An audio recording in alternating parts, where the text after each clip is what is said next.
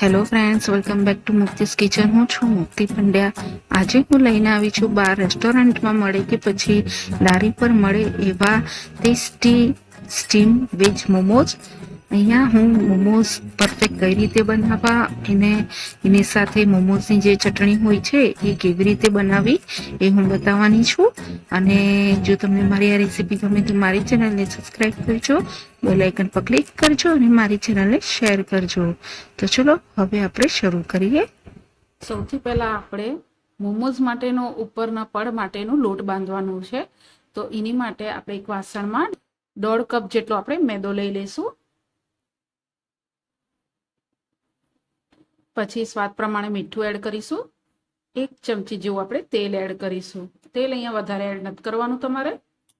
હવે આ બધું મિક્સ કરી લેશું. બરાબર મિક્સ થઈ ગયું છે. હવે આપણે આમાં થોડું પાણી એડ કરીશું અને આનો સોફ્ટ ડો બાંધીને રેડી કરી લઈશું. પાણી એકસાથે એડ નહીં કરવાનું, થોડુંક પાણી એડ કરીને આપણે લોટ બાંધવાનો રહેશે.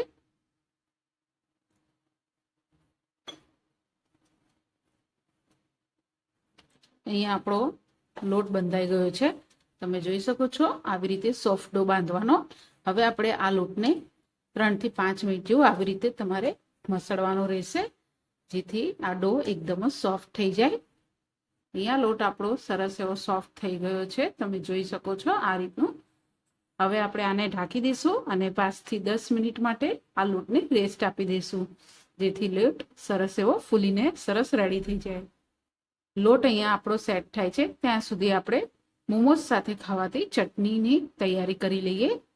ચટણી માટે અહીંયા આપણે પહેલાં મરચાં, આપણે લાલ મરચાં હોય છે એ, અને 7 થી 8 કળી લસણની આવી રીતે ગરમ પાણીમાં તમારે બોળીને રાખવાનું છે. અહીંયા મેં થોડા કાશ્મીરી મરચાં લીધા છે સૂકા, અને થોડા તીખા મરચાં લીધા છે.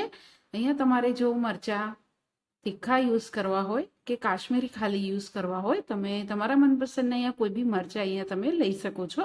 આ બંને વસ્તુને આપણે 5 થી 5 મિનિટ જેવું ગરમ પાણીમાં પલાળીને રેડી કરવાના છે. અહીંયા આપણા મરચાં અને લસણ સરસ એવા પલળી ગયા છે. હવે આપણે આની સાથે જ આપણે 2 મીડિયમ સાઇઝના ટમેટાં લેવાના છે. આવા એકદમ લાલ રંગના હોય એવા જ તમારે ટમેટાં લેવાના, કાચા ટમેટાં અહીંયા યુઝ નહીં કરવાના. હવે આપણે આ બંને વસ્તુને, અહીંયા મેં એક મિક્સચર જારનું બાઉલ લઈ લીધું છે. એમાં આપણે પહેલાં લસણ અને મરચાં પાણી સાથે જ આપણે એડ કરી દેવાનું રહેશે.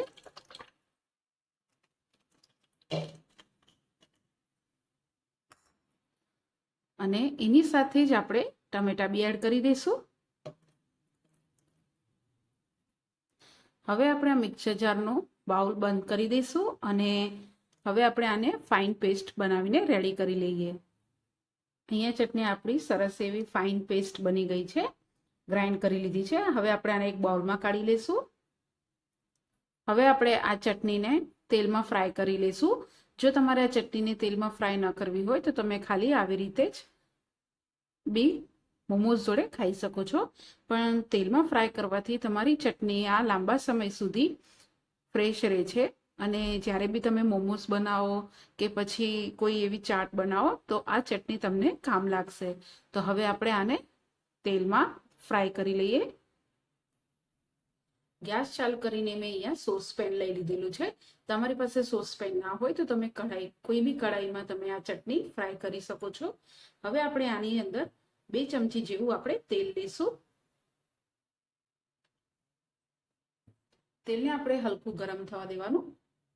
તેલ અહીંયા આપણું હલકું ગરમ થઈ ગયું છે, તો આની અંદર જે આપણે ચટણી ગ્રાઇન્ડ કરીને રાખી હતી એ એડ કરી દઈશું બધી. લો ટુ મીડિયમ ગેસની ફ્લેમ ઉપર આપણે આ ચટણીને તેલમાં ફ્રાય કરવાની છે. એની અંદર આપણે થોડું સ્વાદ પ્રમાણે મીઠું એડ કરીશું અને 1/2 ચમચી જેવું આપણે લાલ મરચું પાવડર એડ કરીશું. અહીંયા મેં કાશ્મીરી લાલ મરચું પાવડર લીધું છે. મિક્સ કરી લઈશું.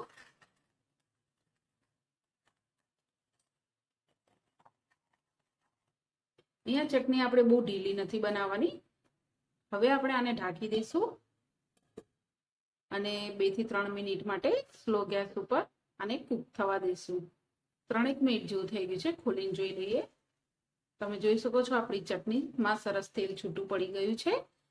હવે આપણે આને એક વખત હલાવી લઈશું અને ગેસની ફ્લેમ તમારે અહીંયા હવે બંધ કરી દેવાની. આપણી ચટણી અહીંયા મોમોઝ માટેની આ ચટણી આપણી અહીંયા રેડી થઈ ગઈ છે. આ રીતની તમારે રાખવાની રહેશે કન્સિસ્ટન્સી, કારણ કે હજી આ ઠંડી થશે એટલે જાડી થઈ જશે.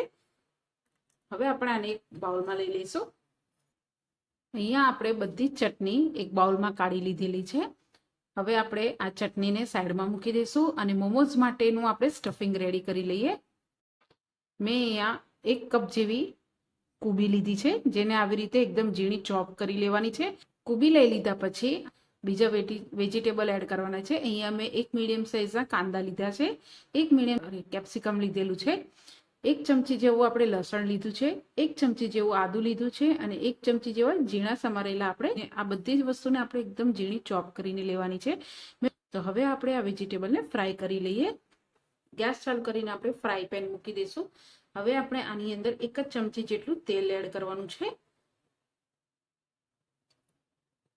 તેલને અહીંયા થોડું ગરમ થવા દઈશું. તેલ અહીંયા આપણું ગરમ થઈ ગયું છે. એની અંદર આપણે પહેલા લસણ એડ કરીશું, ઝીણા સમારેલા આદુ એડ કરીશું, ઝીણા સમારેલા આપણે મરચાં એડ કરીશું. બધી વસ્તુને આપણે પહેલા તેલમાં ફ્રાય કરી લેવાનું છે. આમાંથી કાચો સ્વાદ નીકળી જાય એટલું તમારે ફ્રાય કરવાનું. લસણ અને મરચાંને ફ્રાય કરીને 1 મિનિટ જેવું થઈ જાય પછી આમાં આપણે ઝીણા સમારેલા કાંદા એડ કરી દઈશું. મિક્સ કરી લઈશું.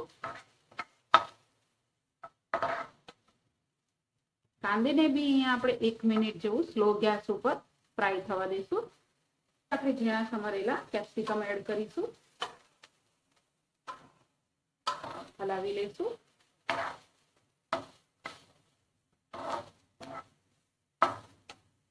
કેપ્સિકમને બી આપણે અહીંયા 1 મિનિટ જેવું કૂક કરી લેવાનું છે.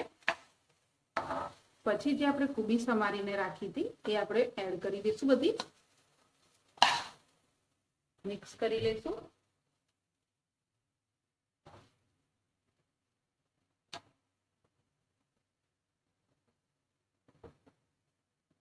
મિક્સ થઈ જાય પછી આની અંદર મીઠું એડ કરીશું સ્વાદ પ્રમાણે.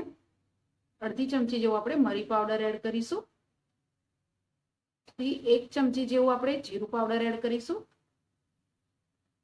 અડધી ચમચી જેવું આપણે ગરમ મસાલો પાવડર એડ કરીશું. હવે આ બધી વસ્તુને આપણે સરસ રીતે મિક્સ કરી લેવાનું છે. અહીંયા વેજીટેબલને આપણે ઓવરકુક નથી કરવાના, એ તમારે ખાસ ધ્યાન રાખવાનું.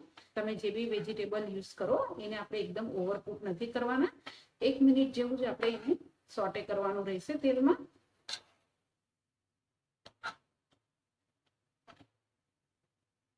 આવી રીતે બધા વેજીટેબલને થોડા સમય તેલમાં ફ્રાય કરી લેશો તો એની અંદર જે મોઇશ્ચર હશે એ નીકળી જશે. બધા જ મસાલા અંદર સરસ રીતે મિક્સ બી થઈ ગયા છે. હવે આપણે ગેસની ફ્લેમ બંધ કરી દઈશું અને આને આપણે હવે એક વાસણમાં કાઢી લઈશું. અહીંયા આપણે બધું સ્ટફિંગ એક બોલમાં કાઢી લીધેલું છે.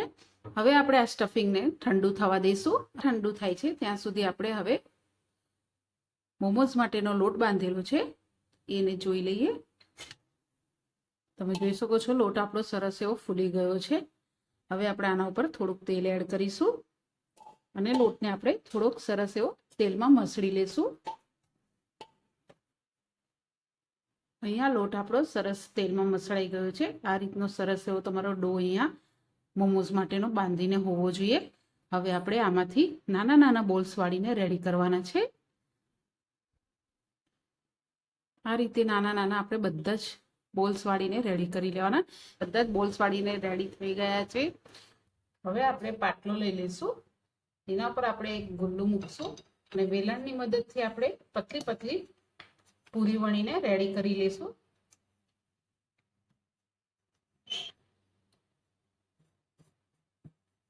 તમને લાગે કે તમારી અહીંયા પૂરી ચીપકે છે તો થોડુંક તમે કોરો લોટ લઈ શકો છો, મેદાનો જ.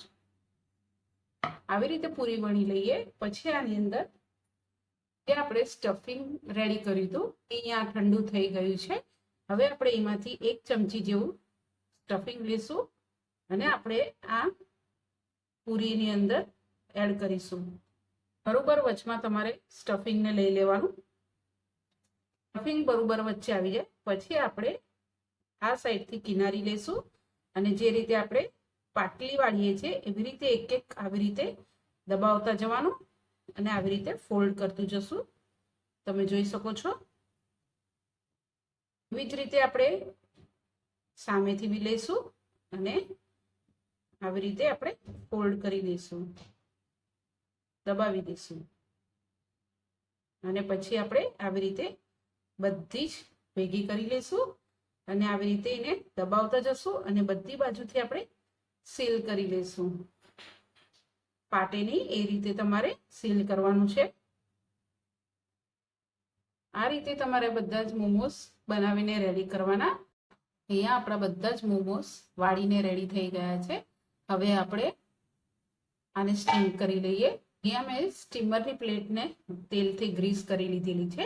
હવે આપણે આમાં મોમોસ જે આપણે વાળીને મૂક્યા છે એ આપણે બધા એક એક કરીને મૂકી દઈશું. થોડાક તમારે વચ્ચે ગેપ રાખવાની, બહુ ચીપકાવીને તમારે નથી મૂકવાના. સ્ટીમની પ્લેટમાં જેટલા આવે એટલા જ તમારે મૂકવાના. હવે આપણે આને સ્ટીમ કરી લઈએ. અહીંયા મેં પહેલાથી જ પાણીને ગરમ કરવા મૂકી દીધું હતું. અહીંયા પાણી આપણું સરસ એવું બોઇલ થઈ ગયું છે. હવે આપણે સ્ટીમની જે પ્લેટ છે આપણે મૂકી દઈશું.